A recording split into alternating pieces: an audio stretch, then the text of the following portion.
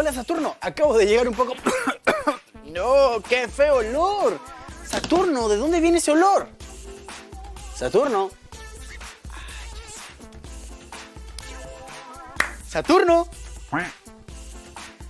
De nuevo, a ver, de nuevo. Saturno. Hola Isaac, qué bueno que llegaste temprano. Qué bueno que no tienes nariz para oler este olor putrefacto. Se supone que yo la vez pasada he limpiado todo el laboratorio. Debería estar limpio. A pesar que provenga de una planta o un animal muerto ese olor a putrefacción que dices, esto nos indica que la vida microbiana prospera y prolifera con exuberancia. Pero no debería prosperar aquí, Saturno. Yo limpié la vez pasada. Parece que ese olor salió de la nada, así como magia. Yo no sé, si la profe pregunta, yo no sé. Voy a decir lo que pasó. Un olor no viene de la nada, debe ser un olor microbiano. ¿Y de verdad crees que la vida puede aparecer de la nada, Isaac?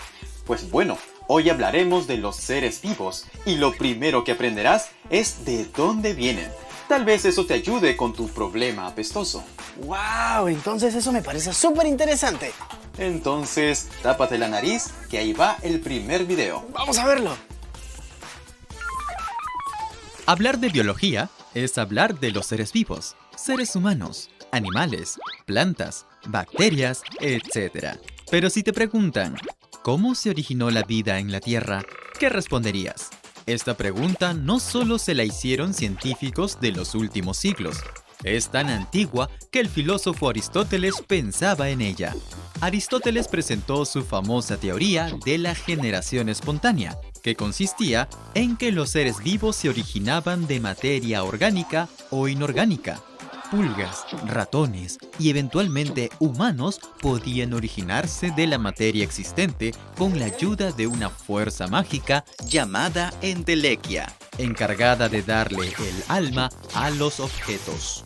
Y aunque te suene increíble, la teoría de la generación espontánea tuvo gran aceptación.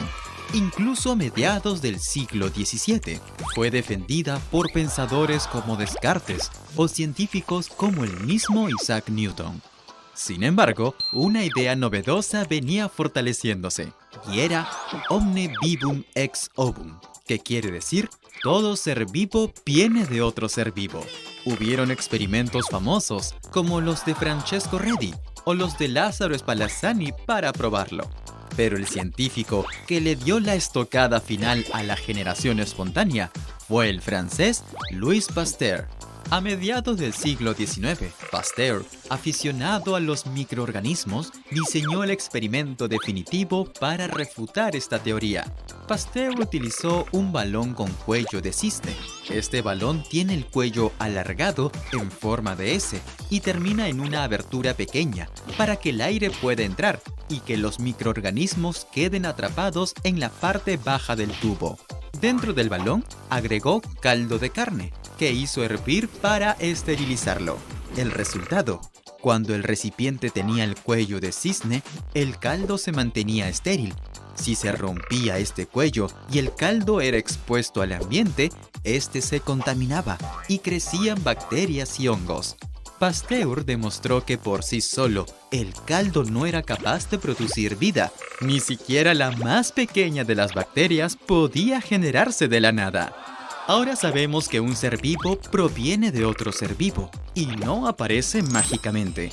Pero, ¿de dónde vino este primer ser vivo? Oparin y Haldane, en 1924, propusieron que la atmósfera primitiva era muy diferente de la actual. Porque había mucha energía, alta temperatura, erupciones volcánicas, radiación solar y muy poco oxígeno. A esta etapa la denominaron evolución química.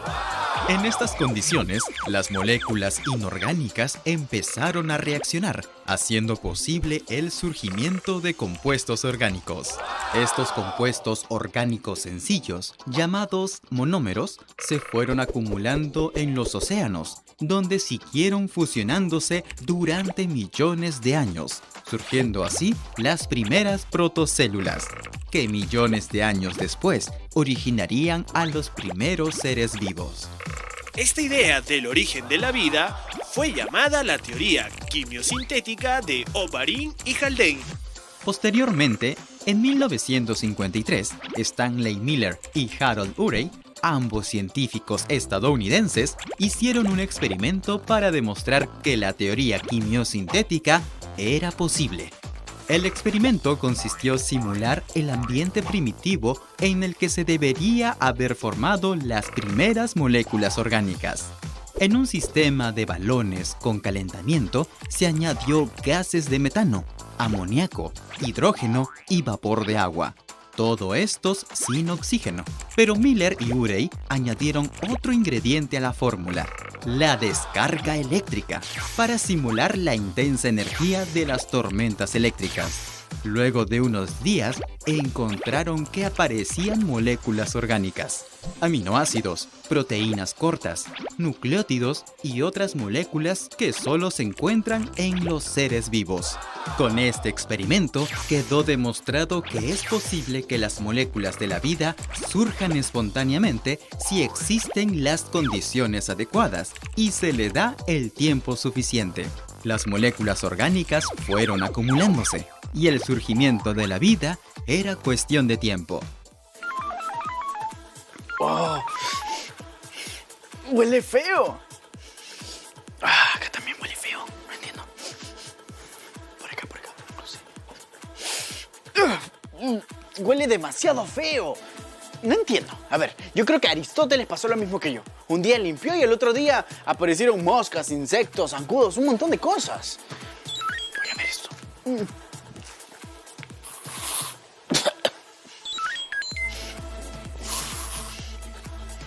Bueno, un poco mejor, ¿no? Pero si Pasteur dice que los seres vivos no se originan de la nada, y es obviamente lógico, ¿de dónde viene ese olor? Muy buen razonamiento, Isaac, y es muy lógico. Nada viene de la nada. Pero antes de responder esto, hay un video de la profesora Pierina. ¡Claro que sí! ¡Quiero verlo! Muy bien, ahí va el video. Hola Isaac, ¿qué tal? ¿Todo bien en el laboratorio? Como pudiste ver en el video, varios científicos intentaron explicar cómo se originó la vida y se pusieron creativos con sus experimentos. Vamos con uno original. El italiano Francesco Redi quiso demostrar que los gusanos no se originaban a partir de la carne descompuesta, una creencia muy común allá por el siglo XVII, y para ello utilizó 3 frascos. En el primero tenía carne fresca y estaba abierto, y ese fue su tratamiento control. El segundo con carne fresca pero tapado con una gasa, y el tercero con carne fresca y bien cerrado con una tapa. Ahora recuerda, Isaac, un solo experimento nunca es suficiente para llegar a la conclusión. Los resultados deben ser replicables, o sea, Redi tuvo que llegar al mismo resultado varias veces, y reproducibles por otros investigadores, como nosotros. Por eso, en el laboratorio tienes todo lo necesario para replicar el experimento de Redi y descubrir a qué conclusión llegó. ¡Wow, Satur! ¡Qué interesante! Pero, ¿dónde encuentro las cosas? Excelente entusiasmo, Isaac. Pero primero, el mandil de laboratorio. Tienes razón. Vamos. A ver. Aquí está. Espero que esté a tu talla, Isaac. Yo creo que sí, ¿ah? La profesora mandó a confeccionarlo especialmente a tu medida. ¿Tú crees? Todo depende si has seguido una buena dieta. Me queda muy bien. Excelente, Isaac. Me queda bien. Muy bien, Isaac. A tu lado izquierdo encontrarás los materiales para este experimento. Sí, tienes razón. A ver, hay 3 pomos. 3 frascos transparentes. Exacto, cada uno con tapa. 2 guantes. Aquí hay 2 guantes. Acá hay una liga y una bendita. ¡Qué interesante! Muy bien, Isaac. Ahora sí, la materia prima y principal está debajo de la mesa. La carne. ¡Wow! Sí, aquí está la carne. Ahora sí, ponte los guantes, Isaac. Está bien, vamos a ponérmelo. Demora un poco para poner esto, ¿no? Así es, Isaac, pero con la práctica irás haciéndolo más rápido. A ver. Un poco complicado al inicio. Sí. A ver. Y ya está. Excelente, Isaac. Ahora sí, retira 2 tapas de los pomos. ¿Verdad? A ver. Esas tapas no las vamos a utilizar. A dejamos acá entonces. Por supuesto. Ahora sí, es momento de que empieces con la dinámica. Perfecto. Que yo sepa, como Reddy decía, que un ser vivo no sale de la nada, no nace así nomás, sino que necesita de otra materia. Entonces, creo que el experimento es un pomo con tapa, donde la carne está dentro, el segundo con liga y una bendita, y el tercero así nomás, así solo, para ver la diferencia entre los tres mientras la carne está ahí, cómo se descompone. Vamos a hacerlo. A ver, vamos a poner la carne.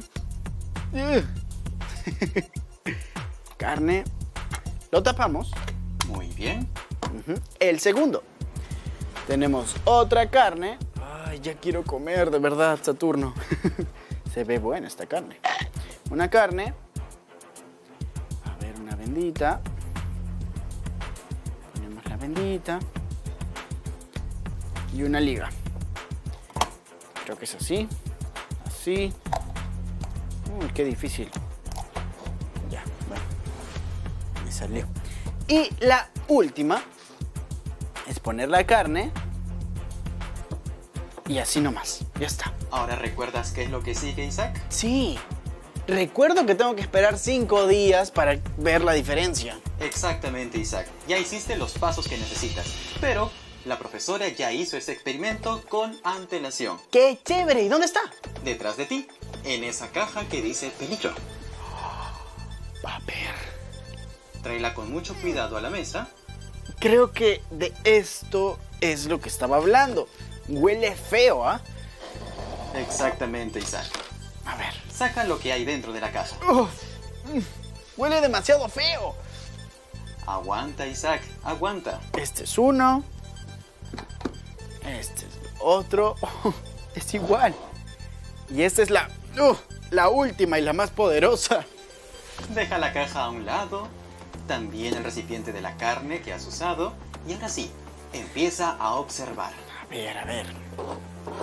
Por lo que veo, esta carne que está tapada, la veo normal. No veo algún rastro de, no sé, que se haya podrido o algo así. Creo que está bien. Evidentemente demuestra un estado de putrefacción, pero no tanta como la segunda. Exacto. Parece que, no sé, se ha podrido un poquito más. Se nota el color y como que salen algunas cositas de acá. Bueno, está un poquito más podrida que la primera. Y la tercera, oh por Dios. Esta sí está demasiado podrida, se nota. Y no solo eso, han surgido larvas. Sí, verdad, tienes razón. ¿Y sabes por qué? ¿Por qué? Eso es porque las moscas han entrado en contacto con la carne. ¿Verdad? Se han alimentado de ella y han depositado sus huevecillos. Y es así que con unos días surgen estas larvas y muy pronto estarán llenas y llenas de larvas. Exacto, las larvas. Y eso pasa porque a diferencia de las dos, esta está al aire libre. Entonces es mucho más fácil que entre una mosca. Ahora sí podemos contradecir a los primeros teóricos que dijeron que la generación espontánea era una realidad. Pero no es así. Reddy comprobó con este experimento que cuando unas moscas entran en contacto con la materia, es ahí que surge la vida. Porque simplemente dejan sus huevecillos. Exacto, tienes mucha razón. La verdad es que este tema, no sé, y todo el experimento que hemos hecho me hace sentirme un científico. Muy bien, Isaac, pero ahora no olvides que es momento de tirar todo eso antes de que ensucies o que vengan más moscas. Tienes mucha razón. A ver, voy a dejar esto por allá. Dame un ratito, ¿sí? Ya vengo. Muy bien, Isaac.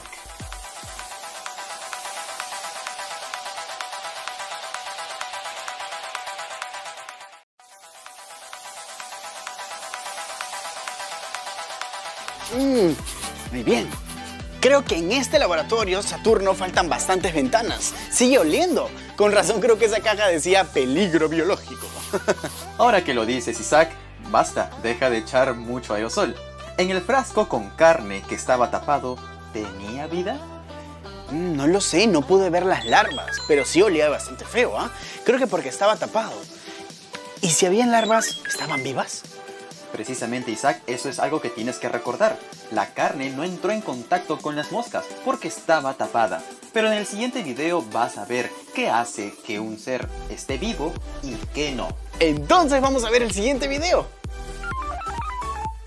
¿Cómo se diferencian los seres vivos de los que no lo son? Bacterias, hongos, animales y vegetales pueden ser diferentes entre sí, pero todos están vivos. Entonces, ¿qué se necesita para entrar en el selecto club de los seres vivos? Primero, organización compleja.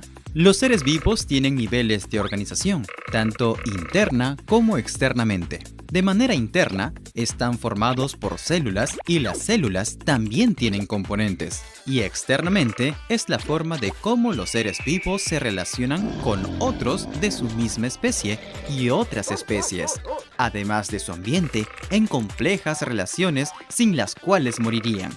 Otro aspecto de los seres vivos es el metabolismo.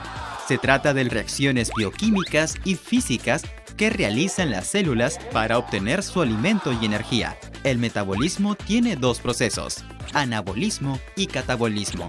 El anabolismo es el proceso de construcción de la célula, en la que se unen moléculas sencillas para formar moléculas complejas, como las proteínas. Y esta unión consume energía de la célula. El catabolismo es el proceso de destrucción o degradación de moléculas complejas, como grasas y azúcares, para producir energía, rompiendo enlaces químicos. En tercer lugar está la irritabilidad.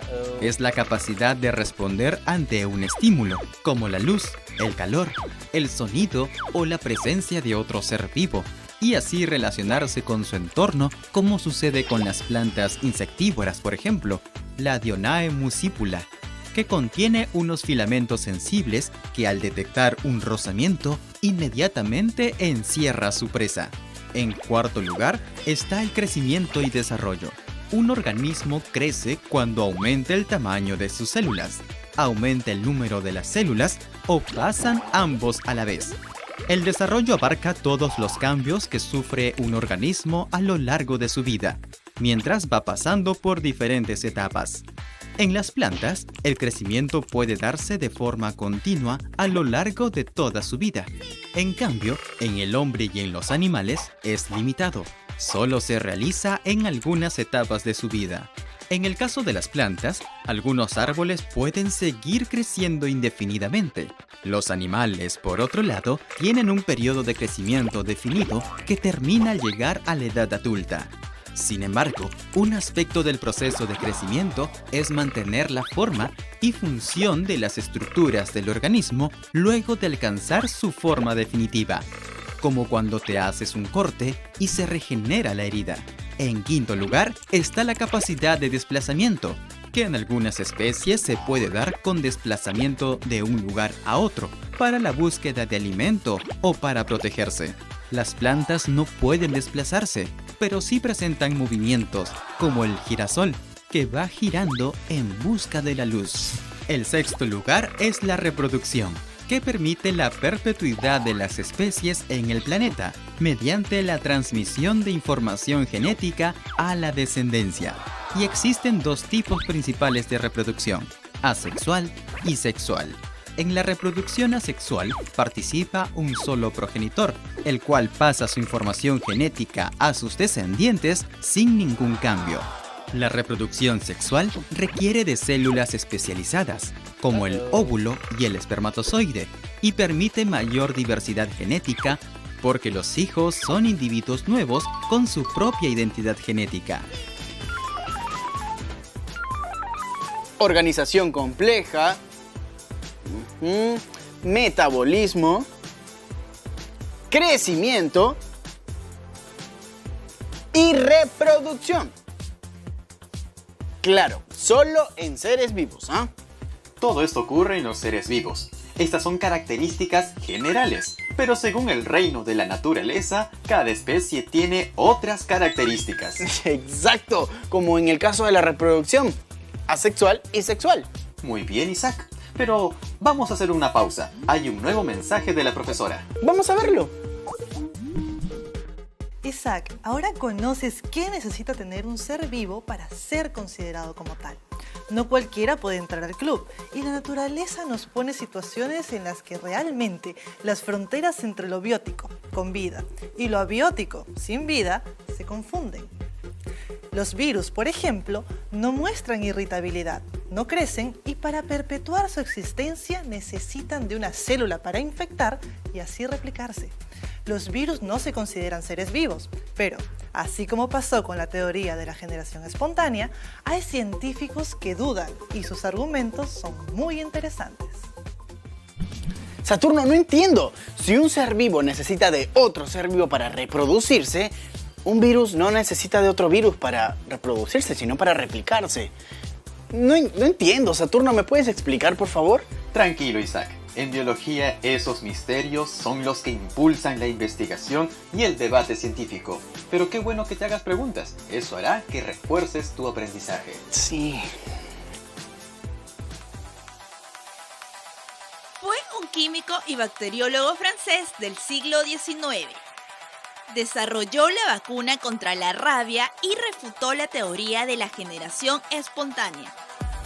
Su obra más conocida es el proceso de pasteurización de la leche y el vino.